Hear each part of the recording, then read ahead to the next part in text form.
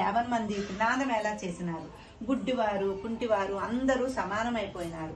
మా వ్యాపారములు పోయినవి, మా క్రయ విక్రములు ఎలాగను జరుగుతాయి అని చెప్పగా రాజు మాటలు విని చాలా కోపం తెచ్చుకొని సకల జనులను పిలిపించి కోపంతో ఇట్లా అన్నాడు.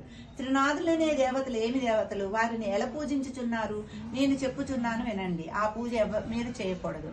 అట్లు పూజ ఎవరు చేస్తారో వారు 500 రూపాయల జరిమానా ఇచ్చి 6 మాసాలు జైల్లో ఉండవలసింది. అట్లు కాని ఏడల సోలం వేయబడదని రాజుగారు ప్రజలందరికీ తాకీదిచ్చి పంపినాడు. త్రినాథులు రాజుపై కోపించగా యువరాజు మరణము. ఈ సంగతి త్రినాథులు వారికి తెలిసి ఆ రాజుకు దండను విధించది. దాని ఫలితంగా రాజకుమారుడు చనిపోయినాడు. నగరంలో ఏడ్పు ఘోష వినిపించుచున్నది. ప్రజలందరూ విని రాజు వద్దకు పరిగెత్తినారు. రాజు దైవకృప తప్పడం వల్ల తన కుమారుడు చనిపోయినాడు అనుకుంటున్నాడు. కుమారుడు ముఖం చూస్తూ రాజు ఏడ్చుచున్నాడు. తల్లి బంధువులు మొదలుగా వారంతా దుఃఖించుతున్నారు. దహనం చేయటకు స్వర్ణభద్రా నదీ తీరమందు ఆ శవం ఉంచినాడు. త్రినాథుల దయతో యువరాజు బ్రతుకుట.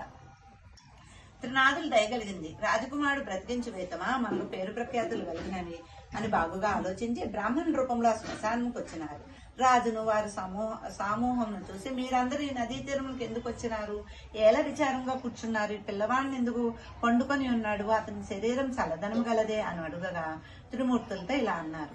మీతో ఏమి చెప్పగలము? రాజకుమారుడు చనిపోయినాడు. ఆ రాజేమి దోషము చేసినో గాని ఇతడు చనిపోయినాడు అనగా, ఈ కుర్రవాడు చనిపోలేదు. త్రినాథుల వారికి రాజు అపరాధం చేసినందువలన ఈ చావు కలిగింది. ఇప్పుడు మీరందరూ త్రినాథులు భజించితే ఈ బాలుడు లేచి కూర్చుంటాడు. మా మేళా చేయుటకు రాజు ఒప్పుకున్నట్లయితే ఈ రాజకుమారుడు బ్రతకగలని చెప్పి త్రినాథమూర్తులు అదృశ్యమైనారు.